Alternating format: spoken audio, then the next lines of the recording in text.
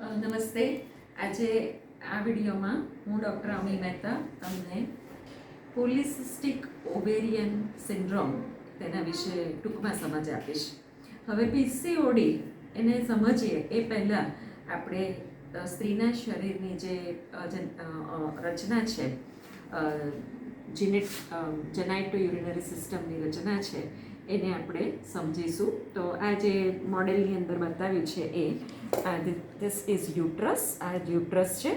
યુટ્રસનો જે સૌથી નીચેનો ભાગ છે એને સર્વિક્સ તરીકે ઓળખવામાં આવે છે. These are the two fallopian tubes on either side. જે ફેલોપિયન ટ્યુબ બંને છેડે ખુલ્લી હોય છે અને ટ્યુબના છેડાના ભાગ ઉપર આવી રીતે બે ઓવરી હોય છે. આ વસ્તુઓમાંથી બંને ઓવરી અને યુટ્રસ આપણે સોનોગ્રાફીમાં જોઈ શકીએ છીએ. હવે આપણે એક વસ્તુ સમજીએ કે સ્ત્રીના શરીરની જે રચના છે એના પ્રમાણે જે એક મેન્સ્ટ્રુઅલ સાયકલ હોય છે અને એક ઓવ્યુલેશનની પણ સાયકલ હોય છે. તો આપણા શરીરની અંદર મગજમાંથી એટલે કે બ્રેઇન, હાઇપોથેલેમસ અને પિટ્યુટરીમાંથી અમુક ચોક્કસ પ્રકારના હોર્મોન સિક્રેટ થાય છે. એ હોર્મોન ઓવરી પર ઇફેક્ટ કરે છે અને ઓવરીમાંથી જે હોર્મોન બને છે તે યુટ્રસ ઉપર ઇફેક્ટ કરે છે. અને આ બધા હોર્મોન છે એક ફિક્સ માત્રાની અંદર બને છે, ઘટે છે અને સાયકલ એક ફિક્સ માત્રાની અંદર હોર્મોન સંતુલન થાય છે અને સાયકલ ચાલે છે.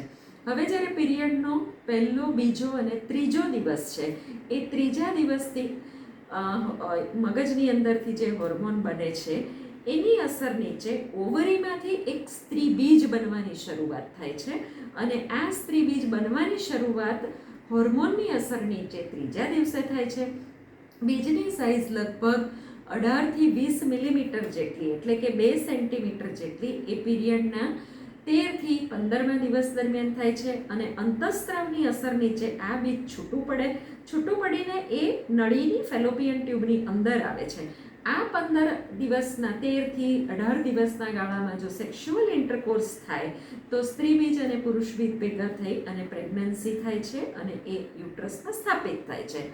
પરંતુ અનમેરિડ ગર્લ્સ છે અથવા તો જે પ્રેગ્નન્સીનું પ્લાનિંગ નથી કરી રહ્યા તેમાં આ સ્ત્રી બીજ અંદર તો આવે જ છે પણ તે પરિપક્વ થતું નથી અને જે ઓવરીમાંથી જે હોર્મોન્સ બને છે એ હોર્મોન ધીરે ધીરે ઓછા થાય છે અને ગર્ભાશયની અંદરથી, યુટ્રસની અંદરથી માસિકનો સ્ત્રાવ 28થી 30મા દિવસે આવે છે. આ પીરિયડનો સ્ત્રાવ આવી જાય એટલે ફરીથી હોર્મોન્સ બ્રેઇનમાંથી ઝરે છે અને નવું સાયકલ ચાલુ થાય છે. તો જ્યારે સોનોગ્રાફીની અંદર આપણે નોર્મલ ઓવરીની રચના જોઈએ છીએ તો નોર્મલ ઓવરીમાં બહારની જે સરફેસ છે, ઓવરીનું લેયર છે આવી રીતે સ્મૂધ હોય છે અને એની અંદર 6 થી 8 જેટલા જુદા જુદા અંડકોષ આપણને જોવા મળે છે.